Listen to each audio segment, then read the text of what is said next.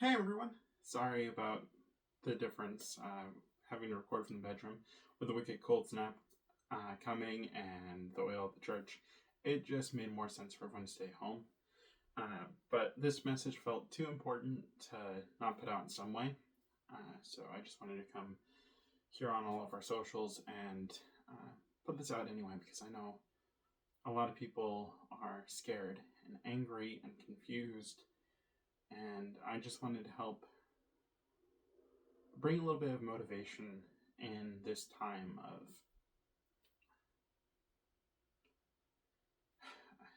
I don't even know how to describe it. Anyway, I want to start this off with an announcement. Next week is Candlemas, so be sure to come. Everyone will get a candle and listen to Pastor Norm talk again, and you won't have to see me. All right. So to start off, I wanted to start off with a verse, James 16:33. I have told you all this so that you may have peace in me.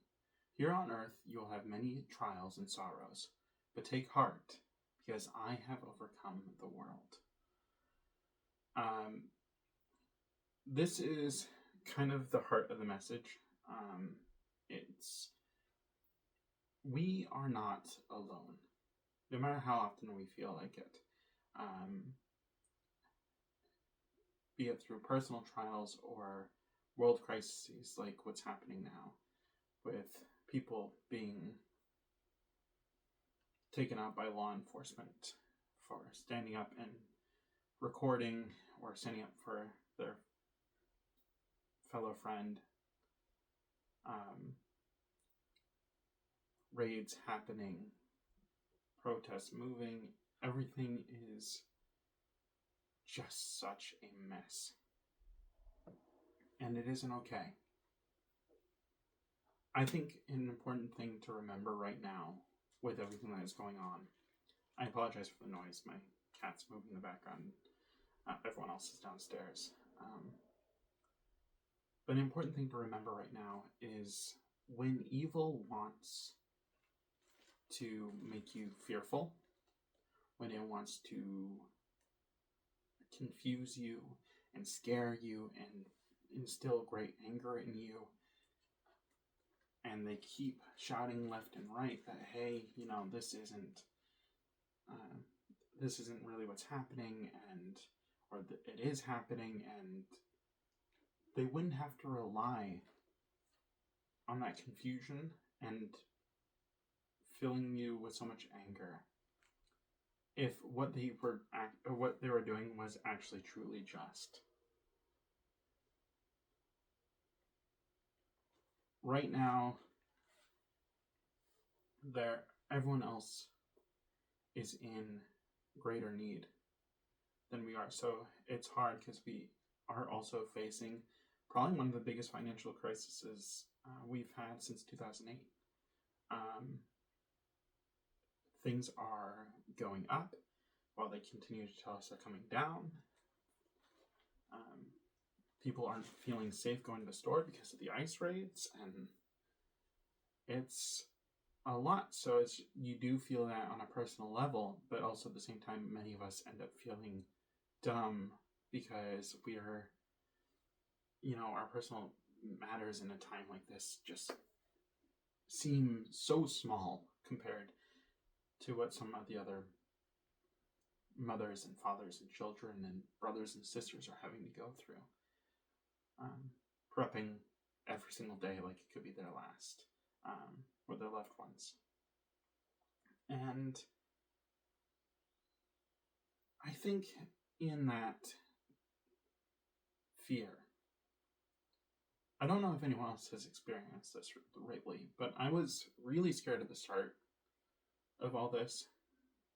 Now this fear part's kind of coming down. The anger is still there. But it almost feels like we're already in the end stage.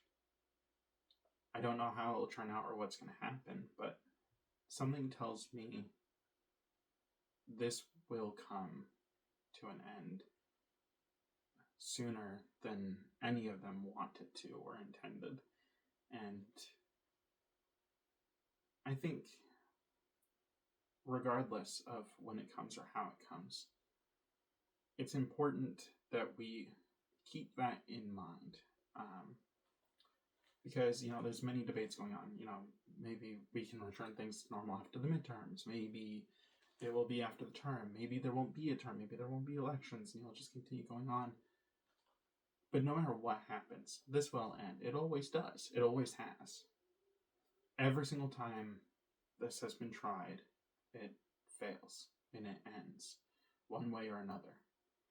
And the important part to remember, and the reason why they want you scared, is because they want to keep you paralyzed.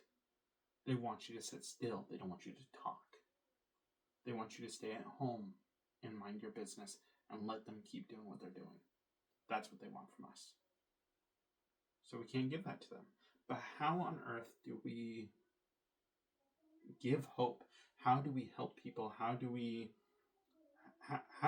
do our part in this mess when we feel so powerless and so stuck? And that's where we're kind of going into today. So with that being said, let's move into our next verse. Galatians chapter 6, 6 through 13. Be very sure now, you who have been trained to a self-sufficient maturity, that you enter into a generous common life with those who have trained you, sharing all the good things that you have in experience. Don't be misled. No one makes a fool of God. What a person plants, he will harvest. That person who plants selfishness, ignoring the needs of others, ignoring God, harvests a crop of weeds. All he'll have to show for his life is weeds. But the one who plants in response to God, letting God's Spirit do the growth work in him, harvests a crop of real life, eternal life. So, before I move into the rest of the verses, I'm going to touch on a couple of things in here. First, be trained in self-sufficient maturity. That part feels easy. That's the part that makes us want to stay home. But he then expands upon that. You enter into a generous common life with those who have trained you, sharing all the good things that you have and experience. He is calling us to share. He's letting us know that in times of crisis, in times of great need, when our friends and neighbors need help, that one, it's important to also help yourself. Remind yourself that you are one person. But you're not just one person, you are one person in God. Take pride in that, take health in that, and remember, even when you're isolated, you're not alone. Bad things happen, the trials come. Sometimes they're personal, sometimes they're global, sometimes they're national, but they come regardless, and it's hard. But that's where he goes into, don't be misled. No one makes a fool of God. What a person plants, he will harvest. A person who plants selfish, ignoring the needs of other, and ignoring God, harvests a crop of weeds. In the end, the wicked get what they sow. They sow hatred and fear and anger and violence. And in time, they will end up harvesting that for themselves. That will end up coming through to them in their own lives in some way or another. A lot of people call that karma. It's just God's way of twisting it back around. All right, so to continue. So let's not allow ourselves to get fatigued doing good. Let's not allow ourselves to get fatigued doing good. Before I move on, I guess, I'm sorry, this is probably going to be a long one. I think that one's the most important. So many people are stuck because our phones are constantly shoving in image after image, video after video, all this pain and everything, and a lot of the good that's being done in response. To be clear, doesn't make what's going on okay. Just putting that out there. But despite all of what's going on, there is some good, and it's not being talked about. So I wanted to bring in a couple stories that I've read and I've seen the last few weeks that have helped give me hope. So there is no doubt what is going on in Minneapolis. It is a nightmare down there. Hell, even in Portland, up here in Maine, is getting really scary. And so people are going on general strike and stuff, as I'm sure everyone's seen all the different headlines twisting it one way or another. And so a lot of businesses and stuff are having to shut down. And there have been businesses and partners and stuff that are in other states, and they are taking the profits they're making and they're putting it to those businesses. That way they can keep paying their employees even though everyone's on strike. Make sure everyone is fed and taken care of, so that way they can continue striking and protesting and being out in the streets and really putting faces and numbers to it all.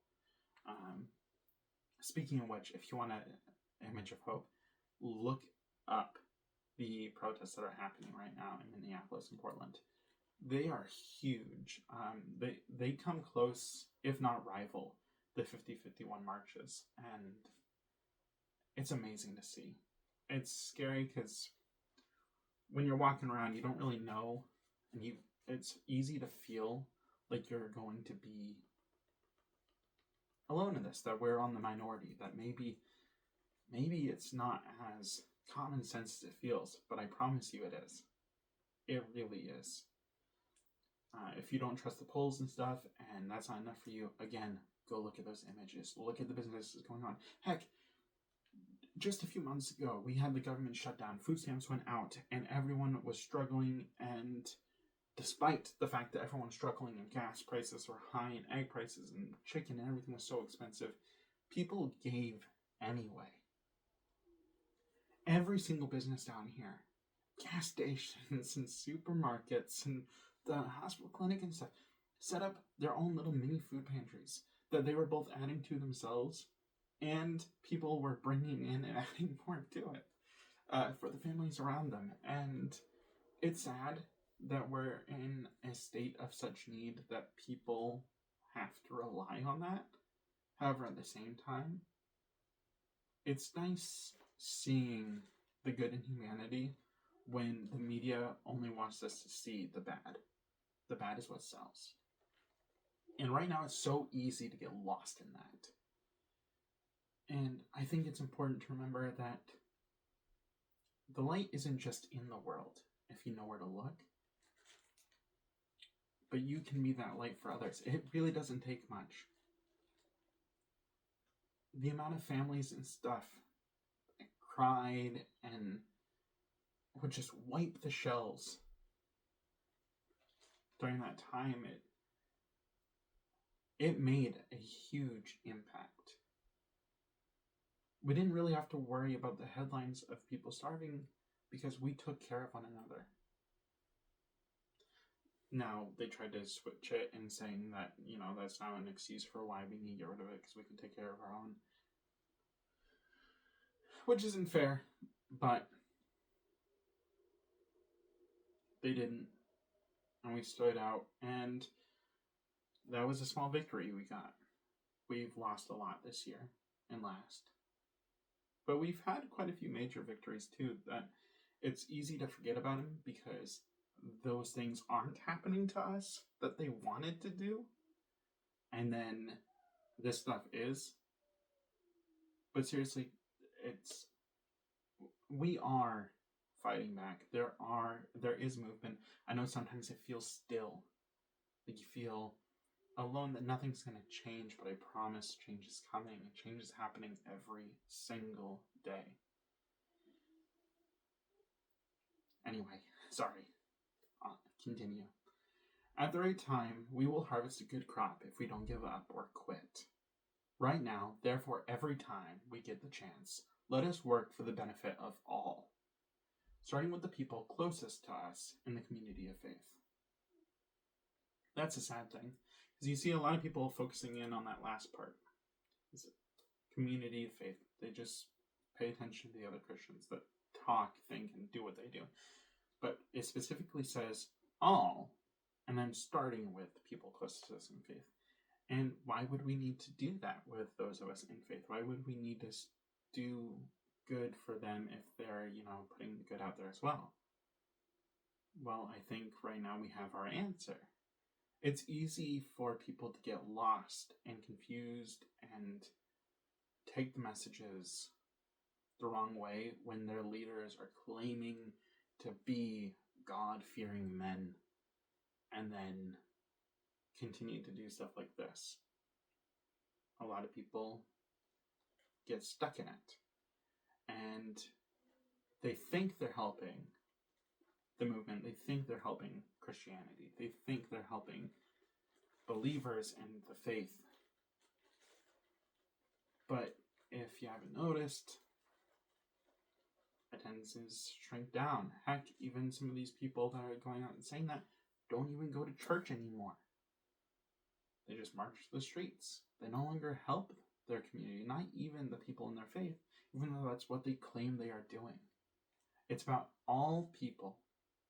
And we're supposed to start with one another, so that way we can light each other's candles, so we can move forward and help light those who don't have it. That is what we are called to do, both to spread God, but also to spread kindness, love, to give to the weak and the poor. That is what we're supposed to do, because that is what hope is. That is what faith is. Continuing to act even when it's hard. Continuing to help others even when you are scared. Now, in these last sentences, I want to emphasize in the bold growls of my personal handwriting the immense importance of what I have written to you. These people who are attempting to force their ways of circumcision on you have only one motive. They want an easy way to look good before others, lacking the courage to live by faith that shares Christ's suffering and death. All their talk about the law is gas. They themselves don't keep the law. So, I'm sorry, he's talking about circumcision here because they're going around and a lot of people of different branches of faith were trying to force circumcision onto people, saying that it was unclean and unkempt, and that it was a way to make yourself closer and to remove satisfaction, all that kind of stuff. And there's a lot of gaslighting and anger, and that's what he's touching on here. And that is what's going on in all of these times of crises and war and famine, all of that kind of stuff. You'll always have people that stand on faith and they will use it. And they talk about the law of the book, the law of the Bible. But their talk is all gas, as he says. They themselves don't keep the law, which unfortunately sounds incredibly familiar. They're highly selective in the laws that they do observe, and they only want you to be circumcised so they can boast of their success and recruiting you to their side. This is contemptible. I don't know about any of you, but when I read and hear that, I think about the messages putting out there to recruit for ICE. I think about the messages from the White House during Christmas time and mocking immigrant families and like how the illegals stole Christmas, AI generated Grinch poster thing they did, and the Polar Express theme of all the immigrants handcuffed, and some of them in the wrap, that type of body bag that holds them up close, feet to neck, piled on top of each other, alive, just unable to move or do anything, just stacked like logs. And it's scary. And they say, but it's lawful, it's okay. They're the others.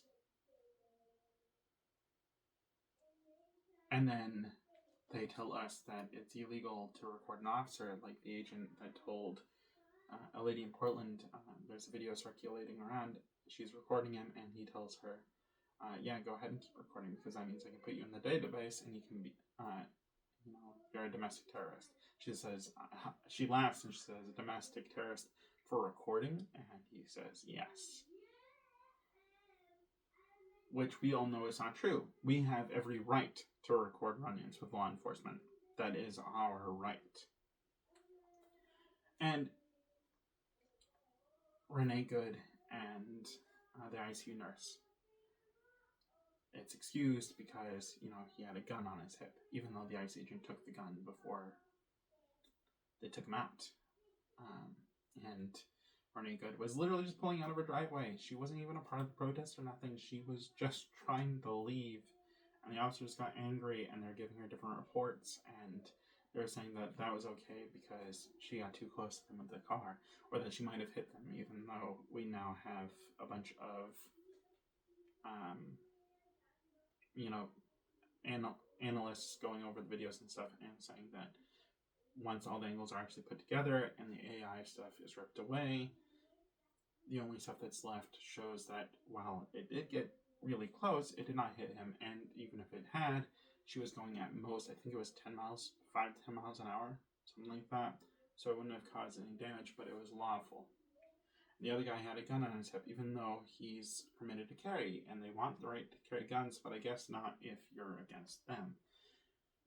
They're very selective, and it's interesting to see just how much resemblance there is in the various different things, regardless of what they are. That tends to be the first thing that Wicked tends to go for. And yet, somehow, people still fall for it. But they're not this time. Not really. Isaiah 58, 9-12. If you get rid of unfair practices, quit blaming the victims. Quit gossiping about other people's sins. If you are generous with the hungry and start giving yourselves to the down and out, your lives will begin to glow in the darkness. Your shadowed lives will be bathed in sunlight. I will always show you where to go. I'll give you a full life in the emptiest of places. Firm muscles, strong bones. You'll be like a well-watered garden, a gurgling spring that never runs dry. You'll use the old rubble of past lives to build anew. Rebuild the foundations from out of your past. You'll be known as those who can fix anything. Restore old ruins, rebuild and renovate. Make the community livable again. We're never alone. Not just because we have God, but because we have each other. They'll keep trying to make you feel alone and isolated, but you're not.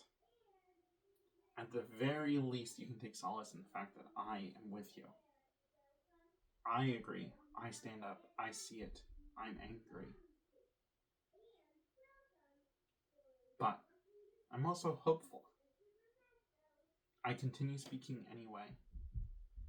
I continue showing up anyway. Because they don't want me to. They don't want us to. We can't give them what they want. No. It is important that we remember who we are, both as people individually and as people with God. If you feel like God stands with you, that you stand in God, then you should not be afraid or scared when these trials come.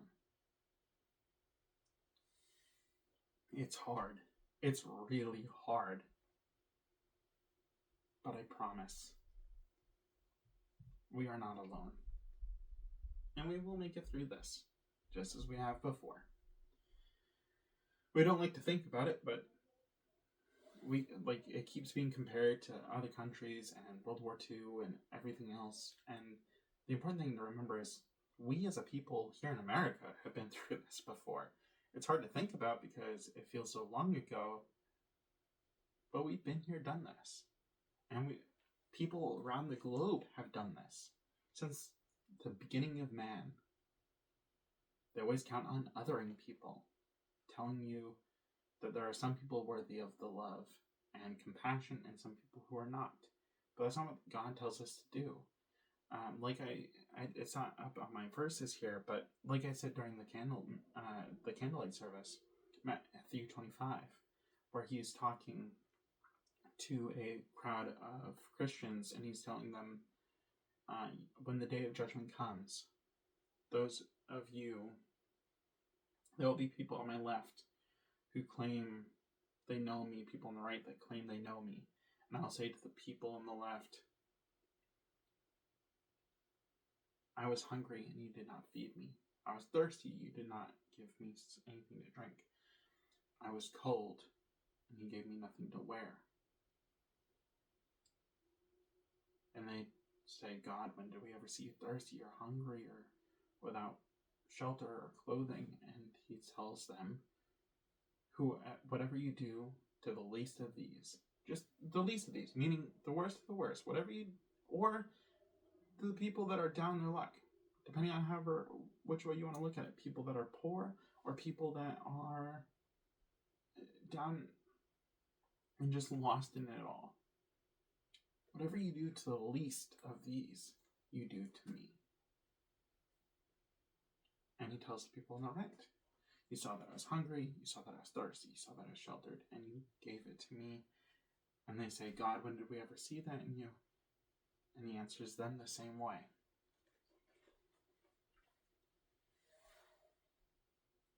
It's important, and a lot of people take solace in the fact that we are protected under the wings of God, and we will have his foundation to build upon. But it's not just that. It is that. But that's the start. The foundation is where the house is built upon. It is up for us to take care of that stuff on the outside, the things out in the world around us. That is what he's called us to do.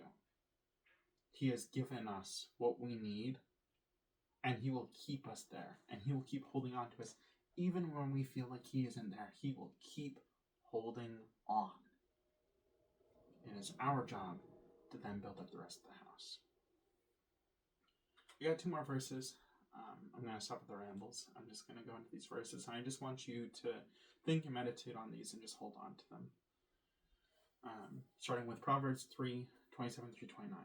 Do not withhold good from those who deserve it. When it's in your power to help them, if you can help your neighbor now, don't say, come back tomorrow and I'll help you then. Don't plot harm against your neighbor, for those who live nearby trust you. Kind of going into what I was talking about just a minute ago. In Hebrews 13 through 16. So let us go out to him outside the camp and bear this disgrace that he has bore. For this world is not our permanent home. We are looking forward to a home yet to come.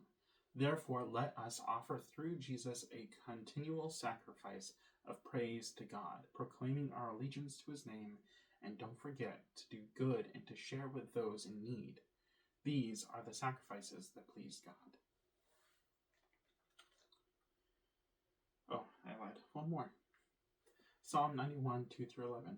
This I declare about the Lord. He alone is my refuge, my place of safety. He is my God, and I trust him. For he will rescue you from every trap and protect you from deadly disease. He will cover you with his feathers, and he will shelter you with his wings. His faithful promises are your armor and protection. Do not be afraid of the terrors of the night, nor the arrow that flies in the day. Do not dread the disease that stalks in the darkness, nor the disaster that strikes at midday. Though 1,000 fall at your side, though 10,000 are dying all around you, these evils will not touch you. Just open your eyes and see how the wicked are punished. If you make the Lord your refuge, you make the Most High your shelter. No evil will conquer you, no plague will come near your home, for he will order his angels to protect you wherever you go. With that being said, be an angel unto others. Keep an eye out for the light around you, because I promise you it's there. Not just from the stories I shared, but there's countless others. Those are just the ones that I have seared into memory at the moment. But there's a lot of different good happening. You just have to, unfortunately, search it out. They're trying so hard to hide the light. But there are some small victories here and there, and some even major ones. I promise you change is coming. You are loved. You are safe. We will get through this. And we will help our brothers and sisters get through this too. I truly believe that. Goodbye, everyone.